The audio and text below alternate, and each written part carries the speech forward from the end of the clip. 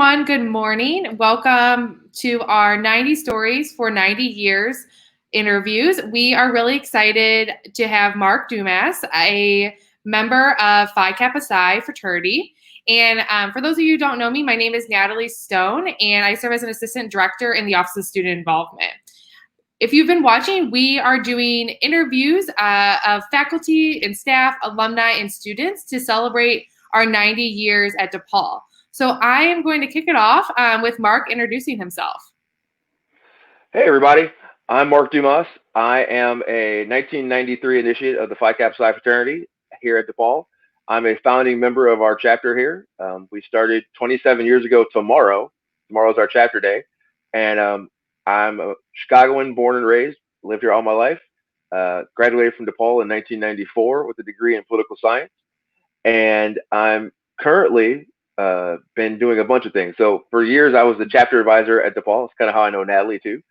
I was a chapter advisor for almost 20 years. And then in 2016, I got elected to our national board of directors. And so I'm currently serving the national fraternity as its national secretary. Sounds like I do a lot of writing. Really, I don't. It's just one of the 4 alumni slots on our 10-person undergraduate-led board of directors. And so along with that, I live here in Chicago. I'm a realtor with Baird & Warner Real Estate. I actually work in Lincoln Park. And I have 2 kids and a wife and a cat. And here we are. What's your cat's name? Gita. Oh, Yeah. It's Romanian for George, but it's a girl. So she doesn't know she's got a boy name. She just knows it's Gita. So you mentioned that you are a founding member of the DePaul chapter of Phi Kappa Psi. So can you tell us a little bit about what that was like founding a chapter when you were at DePaul? Sure. So to give you some context, and I'm sure there's some folks who are watching this who have started chapters at other places recently, it was a much different world in 1991 slash 1993. First off, the internet wasn't really a thing yet. And so it started off by a bunch of us who didn't necessarily know each other going through recruitment, going through Rush back then. And Rush back then was a very different world. Most people would be shocked when I told them, like, keg beer flowed, things are a little wild, and that's how you recruited people, how many people can come to your party. But a group of us happened to go through recruitment and didn't really like what we saw. The campus was a very different place in that there were only 3 men's groups, sorry. There were 3 men's groups. 2 of them were local, 1 of them was national, and 3 women's groups. And the average chapter size probably was 25 to 30. And so we walked into what was then the student life office and said, we want to start a fraternity. What do we need to do? And their response was they handed us a copy of Baird's Manual of College Fraternities, which back then was this giant encyclopedia-like book of every national fraternity in the country. And we sent out letters to every national group in the country. And some people responded back with thanks but no thanks. Some people responded back asking for more things. Some people gave us tons of data. And we went from, 85 groups to 40 groups to 20 groups down to 4 groups. And the story, as I remember it, because it happened in my house, was we had narrowed it down to SAE, Sigma Chi, ATO, and Phi Psi. And we laugh now because SAE and Sigma Chi, who were headquartered in Evanston, sent us more stuff to fill out. Like, they could have got on the L and just kind of came down and said, hey, we want to talk to you. ATO didn't do anything. With Phi Psi, the executive director at the time, his name was Terry Harper, he sent one of his consultants to Chicago, get in the car, and drove up to Chicago. And I was sitting in my dorm, my residence hall one day, and there's a knock on my door. And this guy's like, yeah, I'm looking for Marc Dumas. I'm like, that's me. How can I help you? And he's like, yeah, I'm with Phi Kappa Psi fraternity. I hear you guys want to start a colony. And we're like, oh, wow. And so we did. And it started with 12 of us. And we went through a couple years of recruitment and got to 29, which was slightly under the numbers they wanted for us. But we were, ahead of the all men's average for all the other things. And so 2 years later, we got our charter, and in the manner of time doing that, we also managed. We pulled off a couple really awesome philanthropy events. We did some really, but it was great. It was an amazing time. It was, um, like I said earlier, like tomorrow is our 27th anniversary, and I'm grateful for Facebook for nothing else, for the fact that all the memories will flood back through my Facebook feed tomorrow and tell me all the things that we talked about and all the things that we did that day and how special it was to us. And those 29 men will be with me forever. And we're now at over 500 initiates total. We're one of the fastest growing chapters in the history of our fraternity, which is pretty amazing. So you kind of talked how Fraternity for Life has evolved a lot. And so can you kind of speak about how you've seen Fraternity for Life evolve at DePaul, and then just in general with your volunteer experience with Phi Kappa Psi? Sure. So the biggest change you see at DePaul is growth, right? I'm always really proud to walk on campus on a Sunday, especially before the pandemic, obviously, but to come on chapter Sunday, because almost everyone has their chapter meetings on Sunday, and to see these lines of young women waiting to get into their lecture halls to have chapter, or to be in a chapter room, in a classroom that is filled to capacity. We used to be able to have our chapter meetings in a dorm room. We used to be able to have our chat. We kind of evolved from the dorm room to what we used to have our meetings, laughingly, on Wednesday nights at midnight, and we used to have them in the basement of U-Haul, with next to what used to be the radio station. And part of that was because I was the president of University Hall for RHC, so I had keys, so we could have a place to have a meeting. But we used to have them at midnight, and people used to always laugh at us and go, "Why are you having your meetings on Wednesday nights at midnight?" And our response was, "You have nothing else to do Wednesday night at midnight. You have no excuses. Like you what else are you doing? You're at the bar? Okay, great. Don't go to the bar that night. You're studying? Fine. Give us an hour. You're with your girlfriend? She'll understand for an hour. This is important to us." But we've obviously moved to bigger spaces. That's changed considerably. Like when you look at the average sorority size, probably in 1993 might have been 35 women. And those are NPC sororities who now have average chapter sizes at DePaul of over 100. You see a lot of that. You see the other evolution is the council evolution. In 1993, there was just one council. There was Greek council, and it handled ISC and Panhell and NPHC and MGC and any group that came through. In fact, I was the second to last director, because it wasn't a president, but I was the director of Greek Council when I was still in the colony. And it's wild because I tried to manage all of that in a relatively small budget to help all those people. You talk about how the place has evolved. Now you've got 4 councils with 4 executive boards, try to manage all those people, and they're still having and the staff's grown. We had one person. Her name is Mary Galuski. Actually, she might be watching today because I talk to her pretty regularly. We had one person who was in charge of Greek life when I was in school.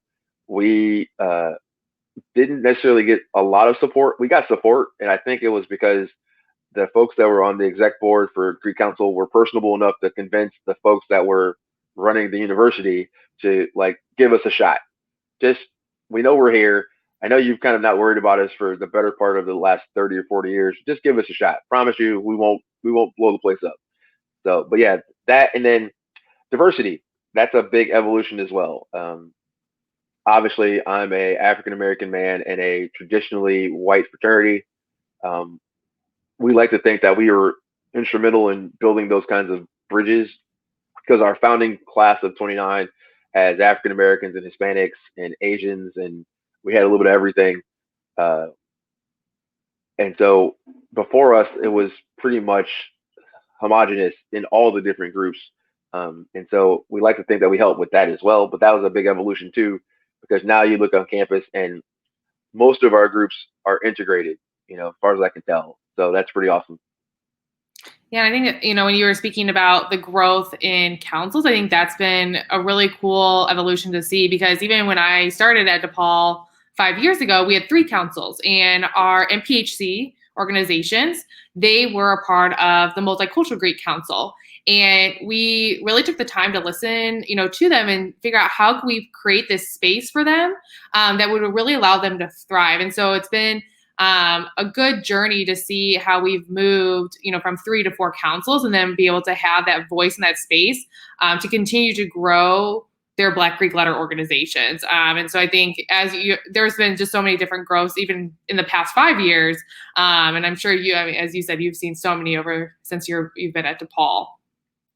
So you kind of mentioned that you've served in some different roles. So why have you continued to be involved as an alumni, and what have been some of your favorite volunteer roles? That's a great question. And so I continue to be involved because I think the biggest reason is because starting this colony and then this chapter was a seminal moment in my life. And it literally made me, it's I jokingly talk about it as my third kid, that it's the one thing I can look at and know for a fact that I was there from the beginning it started through now. I've served as a chapter advisor. I've served as its House Corporation president or House Corporation and a director. I've been the president of the Chicago Alumni Association. I've been on multiple committees at the national level. And as much as I love my time on the executive council right now, the time that I love the most, I've always loved the most, has been being a chapter advisor, because it's a direct impact on our students. It's a direct impact on our young brothers, and helping them understand why this is important. I try to be the model and say, I don't need you to come back tomorrow, but I need you to come back. Because someone said that to me when I was starting. They're like, we've given you this gift.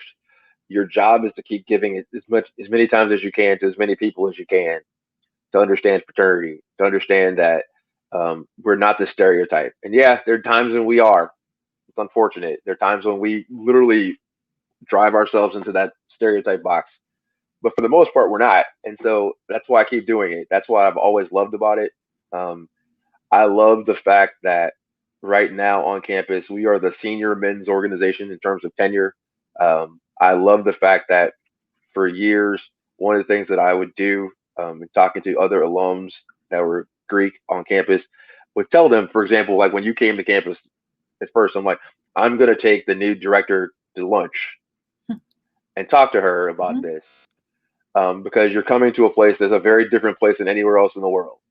Like DePaul's a great place. It's a very special place. But for years, we used to get told that we had to have a house. We used to get told that in order to have a true fraternity and sorority experience, it involved housing, it involved being together every day. And the thing that DePaul's done better than any other place I've seen is shown you that that's not what fraternity and sorority are about. It's about the people, and it's about building relationships. It's about building that bond. Our chapter at DePaul Phi Psi, nationally, we jokingly have a hashtag that says "No House, No Problem," because when we are up for national awards, people are always like, "Oh, you're not going to win. You don't have a house. You don't like." We don't even talk about the house because we don't have one. It's never been part of our lexicon. And in 2016, when we almost won the Grand Chapter Award, and we're the #1 chapter in the district, I remember our chapter president got up and literally screamed at them and said, "We told you we don't need a house. We're just great as who we are." And I was so proud. I didn't know what to do with myself. It's also been helpful too, and I'm not going to lie. People try to be humble about things like this.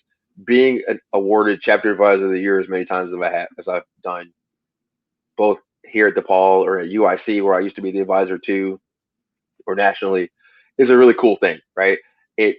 If nothing else, it's the juice that keeps you coming back. I like to say it's the hole in one that you hit on the golf course that makes you go, yeah, this is great. Let's keep doing this some more. Absolutely. Where do I sign? And so, but yeah, it's a pretty awesome thing. It's why I do it. It's also why I try to get young men that come to me and talk about wanting to be involved, telling them, great, graduate, go get a job, get your life together, and then in 5 years come back because I'm going to put you to work.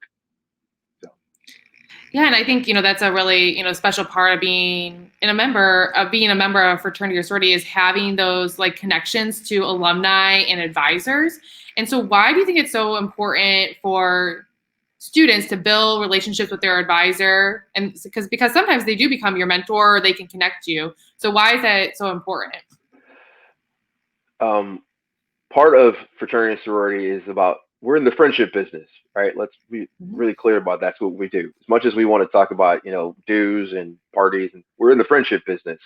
And if you can't, part of that friendship business is not just making friends with your peers and your age group, but also meeting people older and younger than you and trying to find something to relate with them. My chapter advisor, his name's Steve Maslowski. I actually talked to him this morning. I talk to him probably about once a week. He's my mentor. He's always been my mentor. He's a former national president of the fraternity now. He's a lawyer here in Chicago for CDW. But I talk to him probably at least once a month about everything from national fraternity things to dealing with the chapter to just life. And it's really helpful. And conversely, I try, like, for example, some folks that are watching this know Drew Hobson. They might know Jeff Condren. They might know Grant Millett. Those are guys who I talk to pretty regularly who are younger than me, because I try to give them the same kind of advice that was given to me. I think it's really helpful. I think it's helpful because it's another part of this is about networking, right? And sometimes we make networking this evil, nasty thing that is forced and artificial and robotic. And the truth is, networking is simply about having conversations and having people that you know, so that when you need to talk to them about something, you can. And so that's another reason that I do it too, because I want them to be comfortable picking up the phone and going, "Hey, Mark, can you come look at my resume? Or do you know someone who, I'm thinking about applying for a job here. Do you know someone there?" If they ask my daughter, she would tell you, absolutely, Daddy knows everybody, which sometimes drives her crazy because she's 15 and everything embarrasses her. But she's also learning, though, that's a good thing, because she'll say, "Do you know this person?" Or, "I'm looking at this college. Do you know someone there?" I'm like, "Yeah, absolutely. Let's go talk to somebody." So, what would be your best advice for someone interested in joining a fraternity or sorority? Do it. No, it's really, I know that's really basic. And the truth is, what I like to say is, people don't join fraternities and sororities. They don't. As much as we make it out to be that way, and we have uh, all of these events and forums and things, people join people. So go meet people. Don't be afraid to go meet people. Walk up to somebody and talk to them, no matter where they happen. I know we are really, and in this day and age especially, it's really hard to meet people because of the pandemic and getting out in the world. But go meet people. Meet people in your class and talk to them. And if they happen to be affiliated, ask them why they joined. Don't ask them why you should join. Ask them why they joined, because then that's when you get the truth. Some people join for the party. Some people join for the networking. Some people join because they think it'll help them scholastically. Some people join because the guy next to them said, "Let's go." Right? I was like, I didn't talk about it earlier, but my fraternity story is a simple one. I did not plan on being in a fraternity. Like, I went through recruitment because it was a Sunday. I was living on campus. The involvement fair was there, and I had nothing else to do. I didn't like what I saw as a freshman and didn't join anybody.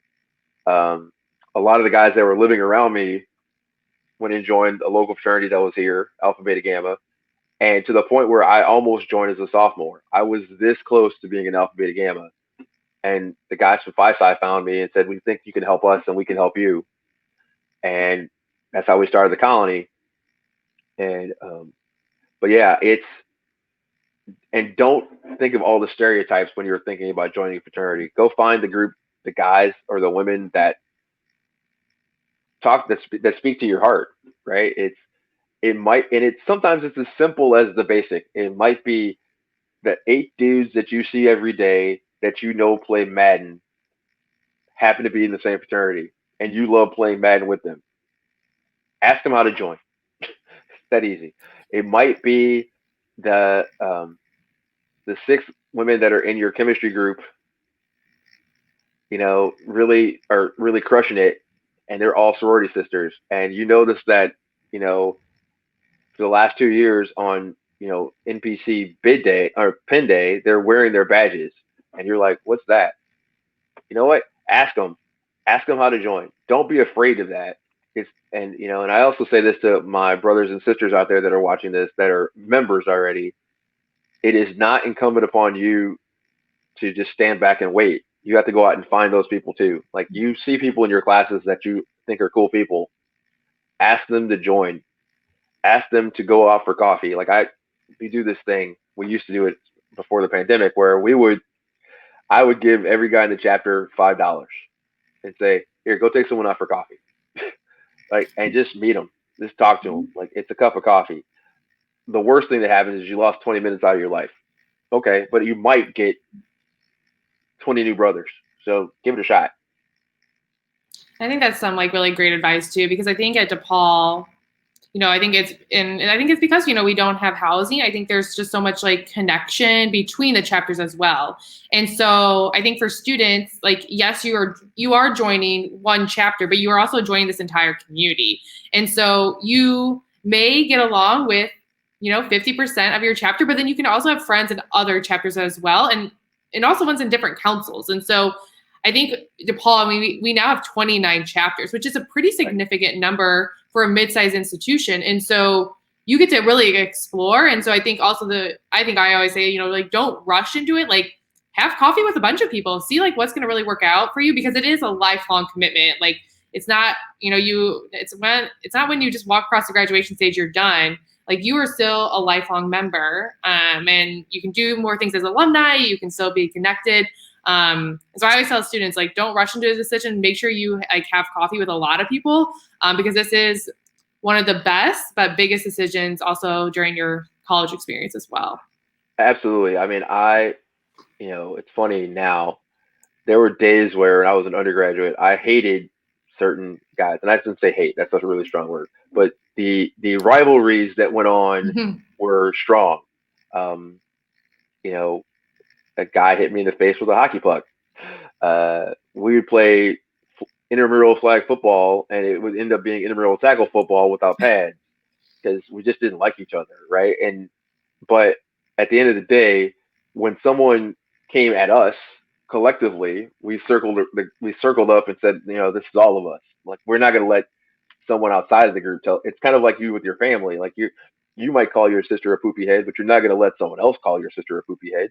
So, and it's the same thing here. And that's the beauty of DePaul too, is that the community is small enough yet large enough to do just that. When you told me that there's 29 chapters, my first thought was, wow, that wall is really, really full. That charter wall is really, really full. We might have to send you a smaller copy.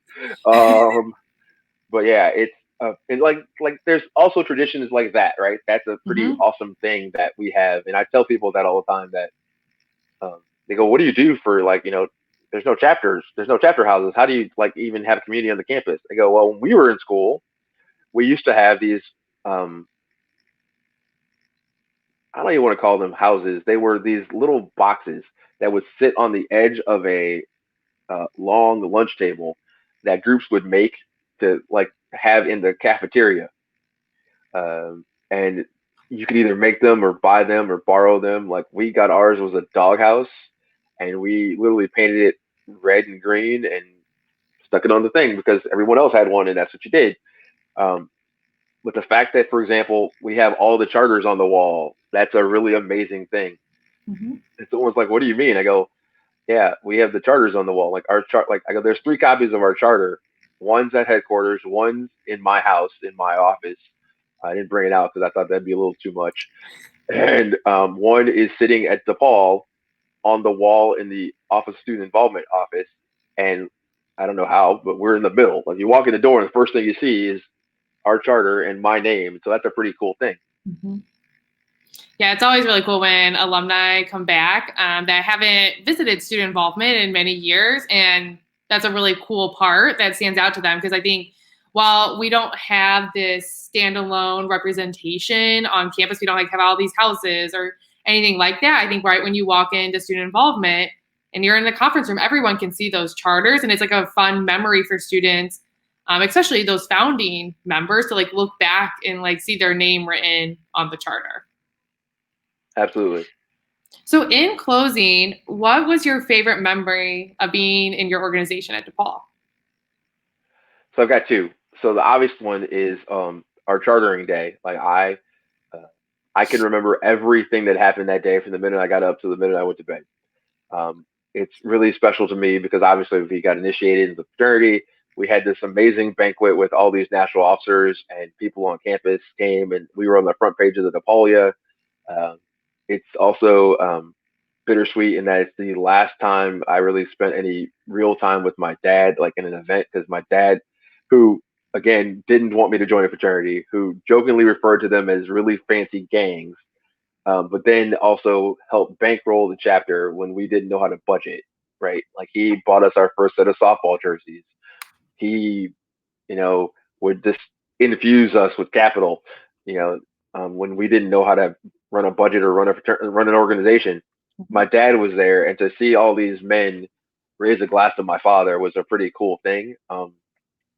So that was probably my favorite moment, and a close second has got to have been when I was in school. We used to have as our philanthropy. So I'll get real fast about it. It used to be at the beginning of the year, every group would kind of sit down and look at the calendars collectively, and each group had a weekend that was theirs, that was protected, that ideally no one else did anything around that day. So, for example, one of the local fraternities always had the Halloween party, and everyone would go to the Halloween party. Like it was understood that you're not having another Halloween party somewhere else. You're going to Harambe or Turtle Tug or whatever it might be. And ours was, we decided because of when we started in April, we're like, well, we got to do something now. And so we always would take the last event of the year, and it was a beach party. We'd have a beach volleyball tournament, and it was Beach Bash. And we would go and set up at either North Avenue Beach or Montrose Beach or wherever. We'd have to go get permits and all these kinds of things. Um, and have this beach volleyball tournament. We'd have buses running back and forth to campus. And it was so much fun because while we were working, we were still out there in the sun and having a good time. And like, I don't have pictures out in front of me, but like there's a picture almost at every event where we did a pyramid. Being a big dude, I was always stuck on the bottom, whereas my roommate, who was tiny, was always on top. But yeah, that was the most fun I ever had. Like those are the times that I remember. Like it's stuff like that. It's stuff like taking road trips on a whim because you know what? Let's go to U of I. It's like, well, we don't have time. Like, no, just get in the car. We're going. and or you know, or as wacky as it sounds, and this is a very urban school kind of thing to say, we're just hopping on the L and we're going to Northwestern. Right? We're just hopping on the L and we're going up to Northwestern and seeing what's going on. And we'd stop at the chapter house and hang out and and go to a party. So those are the things that I really remember that were the most fun. Yeah, and I think when we've been doing all these interviews, a lot of people have talked about like just like the random times they've had and like the unplanned events, whether that was going to out like to eat together or going to some campus event. Like they said, it's like the unplanned things are the things that they remember the most. And I think that is something for our chapters to take away with. Like not everything has to be this big event. Like you can have these like really special moments, and they don't have to be planned, and that's okay. Right. Especially, I think during this time of a pandemic, like any connection is an amazing experience. And so, I hope our chapters continue like to learn, from alumni, and continue like to ask them for advice because I think they can give you a lot of good advice. Yeah, and I would actually add one other one, and it's not necessarily it's a special moment. I don't necessarily call it a happy moment. So, like I mentioned earlier, so my father passed away when I was in college. Both of my parents passed away when I was when I was on campus. And when my mother passed away, I was really impressed, and still to this day I'm impressed by the love and support that the community collectively gave me. At the time, I was the director / president of the Greek Council, and it was a Thursday, and we always had Greek Council meetings on Thursdays. And back then, it wasn't like Thursday at 3 in the afternoon; it was like at 7. And people were like, and I remember Dean Cindy Summers and other people were like, just go take care of what you got to take care of. We'll take care of this. And I came back and everyone was like, what are you doing here? I'm like, well, I have nowhere else to be. I have to be here. Like, this is home. And when my father passed away 11 months later, the thing that was the most awesome for me was my sisters knew I was in a fraternity, but they had no idea what kind of fraternity. Like, and I am the first member of my family that's gone to college that didn't join Alpha, right? I'm the first non-Alpha Phi Alpha in the family. And so they still didn't understand what was really going on. And so we're at the funeral home, and there's 40 Phi Psis at the back of the church. And my sister looks at me and goes, "Who are all the white kids?" And I go, "Oh, those are my brothers." And she's like, she looks at me and she goes, "Did they know Dad?" I go, "Kind of, but they're really here for us." And they did everything that we needed done over that week. My two of my pledge brothers still talk about it to this day, how uh, we sent them off on a adventure. They handed in the keys to my father's car and said, "Go get us more food." And they ran around the south side of Chicago looking for fried chicken. And so those are the kinds of things that are special too. Like, it's as much as the fun, like that really cemented. You asked me earlier, well, why do I still do this? And I still do this because of things like that, because people like that decided to say, "You're important to me." And so the least I can do is tell the rest of the world that they're important to me as well. Yeah, and I think, fraternity and sorority members often like step up to be also like your family. And as you said, like they are going to be there in the really good times of your life, and then also the really challenging parts. And they're always like the people that are going to like be there to like listen, even if you're not really close to them. Like they're going to show up. I mean, as you said, like 40 of your brothers showed up to your dad's funeral, and you may not have been super close or like best friends with all of them, but they still showed up. And I think that is why FSL is so unique and different, and they're values-based organizations. Absolutely. Yeah. So thanks again, Mark, for joining us. And we are always, happy to see you at DePaul. So, come back to campus when we're no longer in a pandemic. Yeah, absolutely. I'm very proud to be a Blue Demon. So yeah, I will, once we're allowed on campus and we can, do things, I will show up and show out. So thank you guys so much for having me today. I really appreciate it. Awesome. And then for everyone out there, we have 3 more interviews next week. And so make sure that you check back with us on Facebook next Tuesday. Bye, everyone.